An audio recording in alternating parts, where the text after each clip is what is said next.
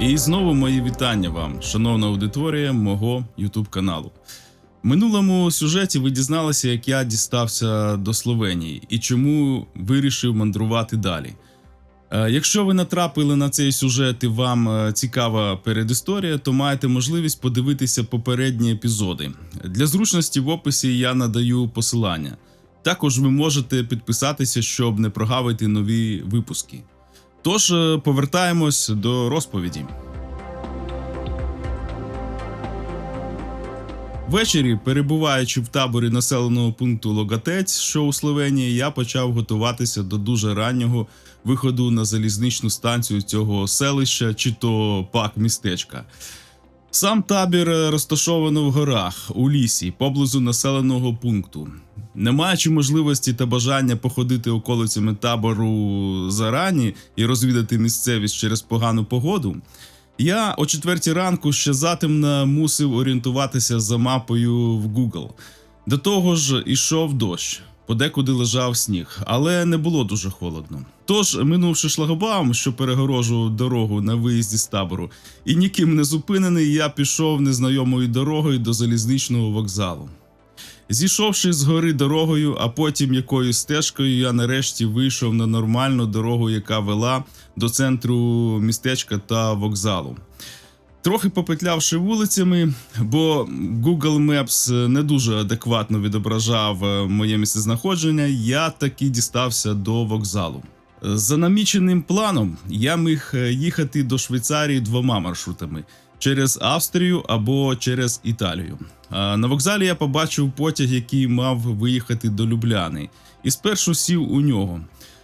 Потім, трохи зігрівшись, ще раз порівняв маршрути та тривалість поїздки і прийняв рішення їхати через Італію.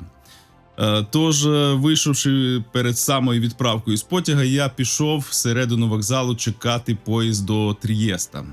Розклад показував, що поїзд буде через 20 хвилин. Оскільки було ще досить рано, зал очікування цього невеличкого вокзалу було зачинено. Відкрито було лише коридор, через який з міста можна було потрапити до перону. Туалет теж був відчинений і він був безкоштовний. Сам вокзал було побудовано ще за часів Югославії, і він дуже добре нагадував совєтські вокзали районних центрів в Україні за часів Радянського Союзу. Тобто він був відреставрований, але от саме загальний дух архітектури, розташування взагалі нагадував оцей совєтський нафталін. Дочекавшись поїзда, який прямував до Трієста, я сів у нього і першим ділом пішов до вбиральні, щоб поголитися і хоча б частково помити тіло. Оскільки за час перебування в таборі я не мав змоги це зробити через жахливу антисанітарію в санблоці того табору. Помивши торс та поголившися, я став почуватись набагато краще. Сів у пустому вагоні і почав дрімати. Напружився, коли у вагон зайшов контролер. Але він тільки глянув на мене, привітався і пішов далі. Квитки не перевіряв.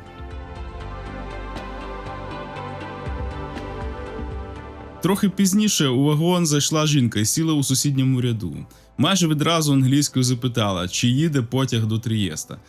Я почав відповідати, пояснюючи, що англійською розмовляє не дуже добре. І тут вона мені видає українською «Вітаю». І каже, що вона теж українка. Хоча за одягом, макіяжем та зачіскою я сприйняв за італійку, яка йде зі Словенії додому. Такий, знаєте, макіяж, яскраві губи, нафарбована так, блондинка ще при цьому і одяг такий. Тому прийняв її за італійку. Познайомившись, я розповів, що декілька днів тому виїхав з України. У Словенії вирішив не затримуватись і їду до Швейцарії. Землячка розповіла, що у Словенії живе в Любляні вже понад рік. Вона сама з Києва, працює тут на заводі з виготовлення автомобільних деталей на конвейері. Отримує на місяць трохи більше 1000 євро і загалом цих грошей вистачає. щоб закрити всі необхідні побутові питання, і ще залишається на подорожі. Розповіла, що з подругою домовилися на вихідних поїхати до Венеції, але в подруги поїздка зірвалася, тож вона вирішила їхати сама. Було видно, що вона була рада бачити людину з України і розповіла, що її чоловік загинув на фронті. Він був офіцером ДШВ, загинув, а командування в документах вказало, що смерть настала внаслідок нещасного випадку під час виконання службових обов'язків. Тобто трактування було зроблено таким чином, щоб сім'я загиблого, у них іще син, який залишився в Україні, не могла отримати допомогу від держави як така, що втратила чоловіка внаслідок бойових дій. Це ще раз підтвердило мою думку про байдужість чиновників та держави загалом до життя та здоров'я громадян України. Але повернімося до поїздки. Як виявилося, потяг до самого Трієста не їхав. Кінцева зупинка його була в містечку Сежана чи Сежана. Перепрошую, якщо неправильно ставлю наголос. Що стояло на адміністративному кордоні Словенії та Італії. Тому нам довелося йти пішки на італійську сторону і там чекати приміський автобус до Трієста. По дорозі за нами ув'язалися москалі. Дорослий хлопець інтелігентного виду та його мама. Запитували, як нам добратися до Трієста. Ми відповіли, що самі не знаємо, а орієнтуємось по мапі. І все, бажання спілкуватися з ними не було ніякого. Ми дісталися зупинки, москалі теж за нами йшли як прив'язані. Дочекалися автобуса і поїхали до Трієста.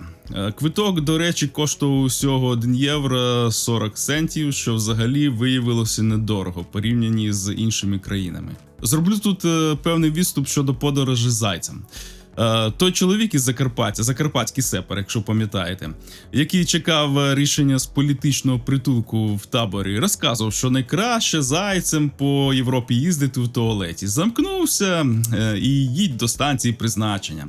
Але, мабуть, він упустив з уваги той момент, що у персонала потяга є засоби відмикання туалетів і висадки зайців. Тож я вирішив користуватися іншим методом, про який ви дізнаєтесь трохи згодом. З автобуса ми вийшли недалеко від залізничного вокзалу Трієста і відразу пішли дізнаватися, коли буде найближчий потяг до Венеції. Мій маршрут пролягав до Мілана, але оскільки прямих поїздів з Трієста туди не було, я мав робити пересадку в Венеції. Але на вокзалі нас чекала неприємна новина.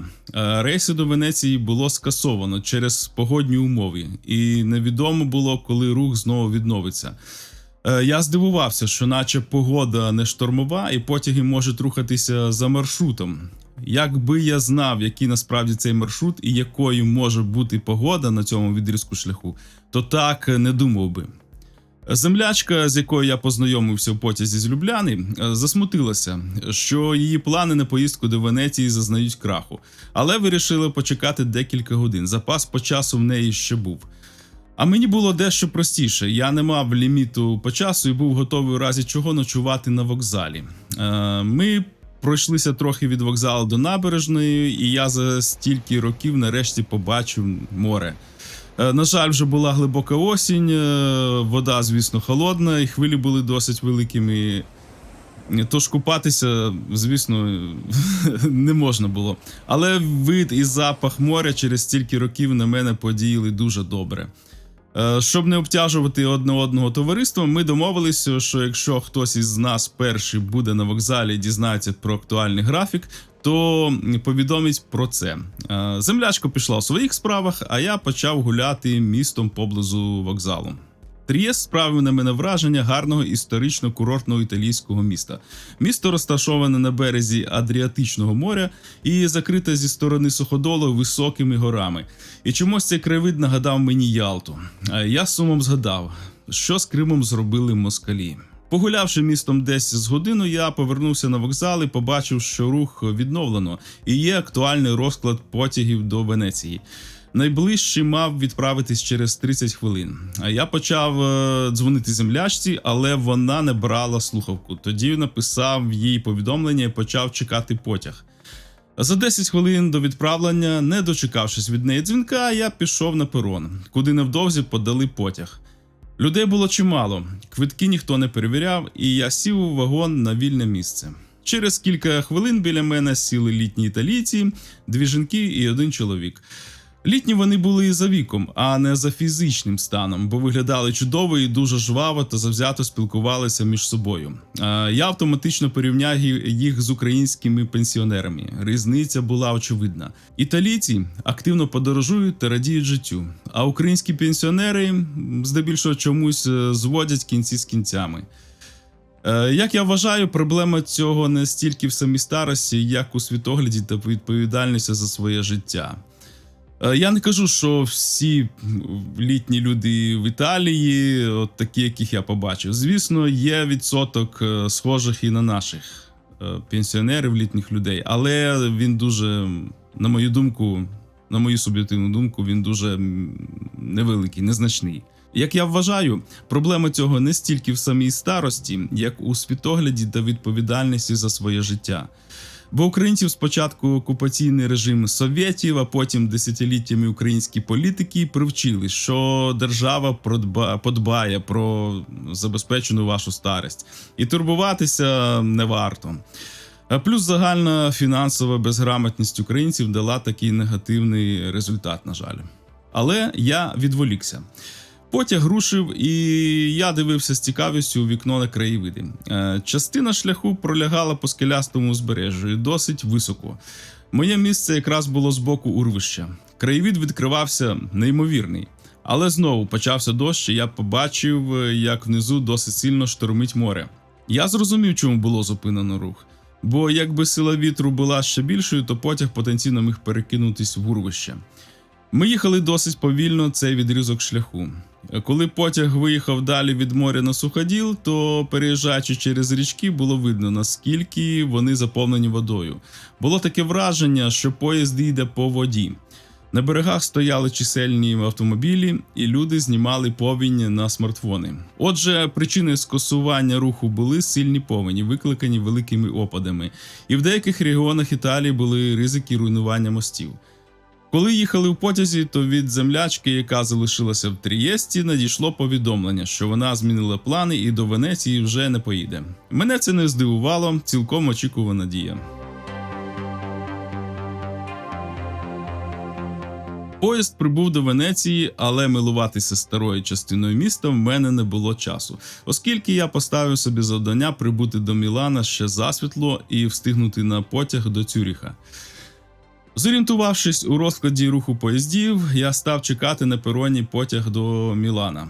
Коли він прибув, виявилось, що це швидкий експрес, і я помітив, що до вагону зайшло ще кілька зайців. Схожих на мене, але чорношкірих. Коли потяг рушив, у вагоні незабаром з'явився контролер і заявив, що нас, зайців, висадить на найближчій зупинці. Чорношкірі занервували. Я почекав, поки він перевірить квитки у пасажирів, підійшов до нього і якомога зрозуміліше простими словами пояснив, звідки я і що мені дуже потрібно дістатися Мілана. Тет-а-тет кондуктор виявився більш доброзичливим.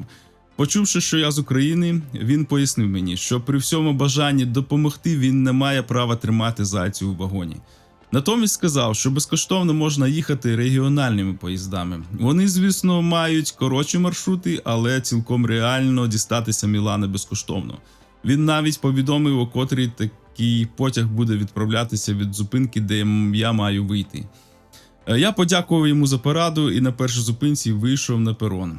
Чекати регіональний потяг було десь хвилин 10. Коли він прибув, виявилося, що він їде тільки до Верони, яка знаходилась на півшляху до Мілана.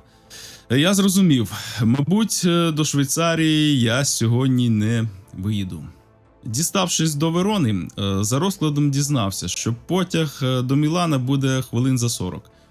Чекаючи на пероні, я намагався розпитати, чи на вірній платформі я перебуваю. Запитав про це молоду дівчину, яка мені пояснила, що так, потяг до Мілана буде з цієї платформи.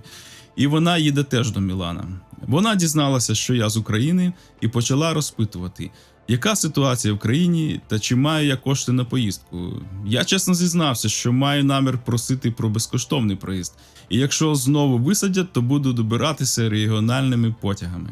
Виявилося, що її батько італієць, а мати полячка. І вона знає польську мову і дуже-дуже трошки розуміє українську. Звали її Алісія.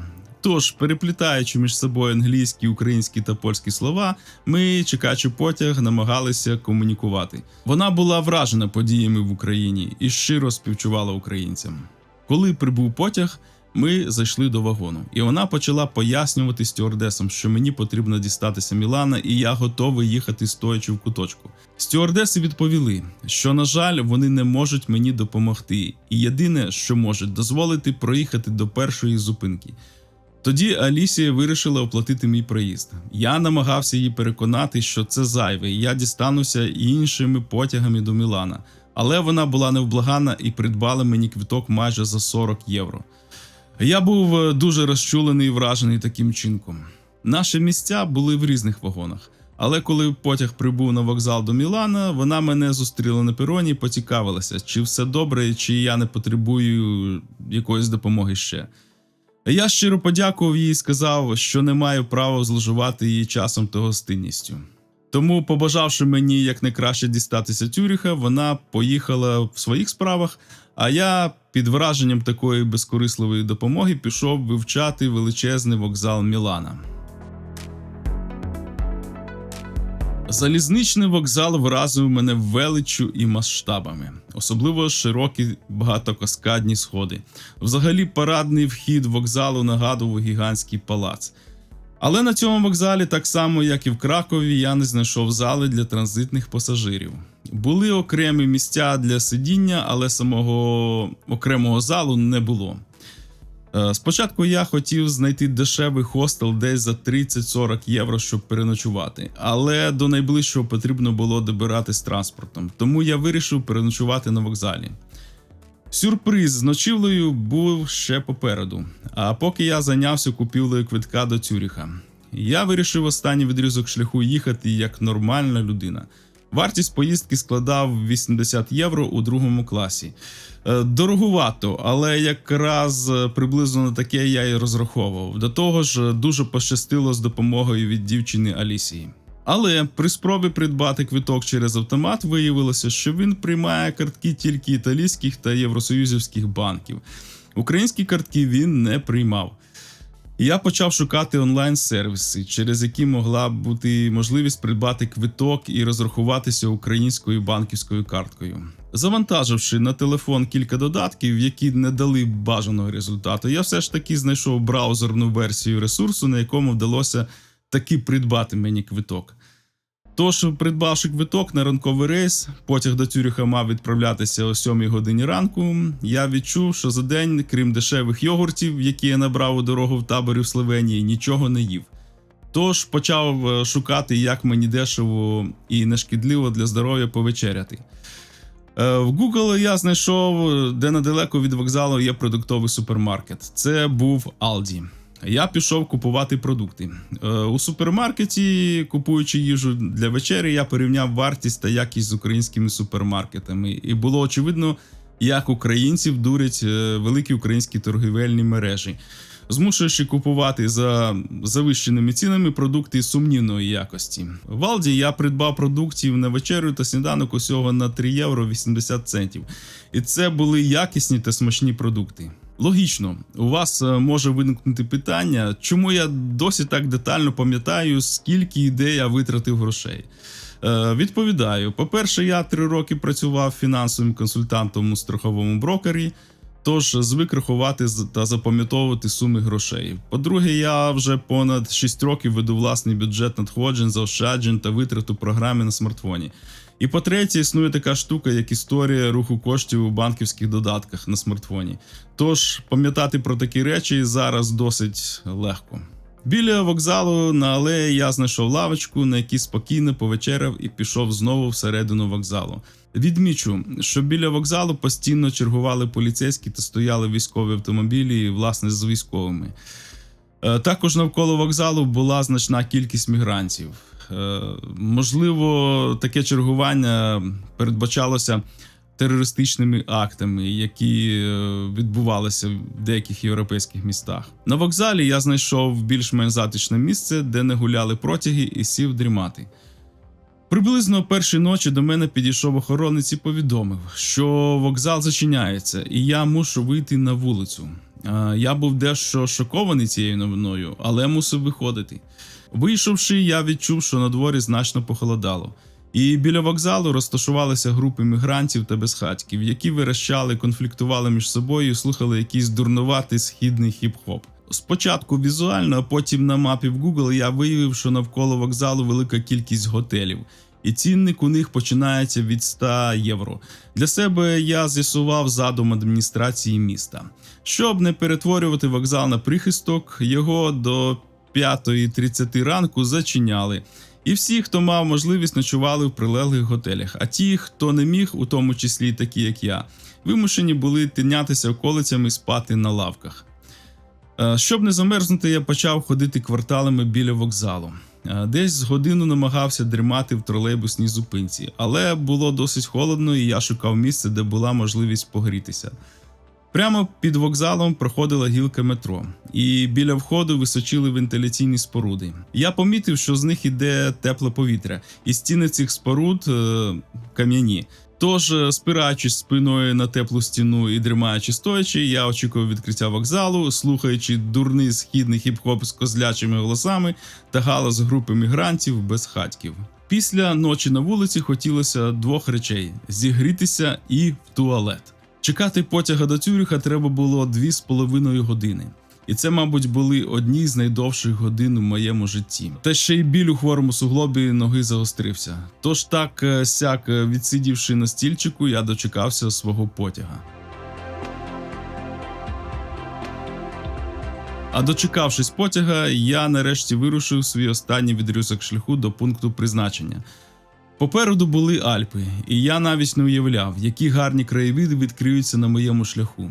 Коли поїзд перетнув кордон поблизу вже швейцарського міста Лугано, і я побачив неймовірно чисте озеро, оточене скелястими горами, то далі до самого Цюриха я не відривався від вікна і споглядав мальовничі казкові краєвиди, які побачив наживо перший раз у своєму житті. Нарешті я мав можливість декілька годин перепочити, відігрітися і насолодитися поїздкою, як вважається в усьому світі, найякіснішою швейцарською залізницею. У цьому сюжеті я розповів вам про мій досить непростий шлях зі Словенії до Швейцарії. А в наступному на вас чекає розповідь про мою подорож самою Швейцарією, оскільки пригоди ще не закінчилися, а тільки почалися. Тож підписуйтесь на канал, тисніть дзвіночок, щоб не пропустити наступний сюжет. З вами був Сергій Макаренко з життєвими історіями. До скорої зустрічі!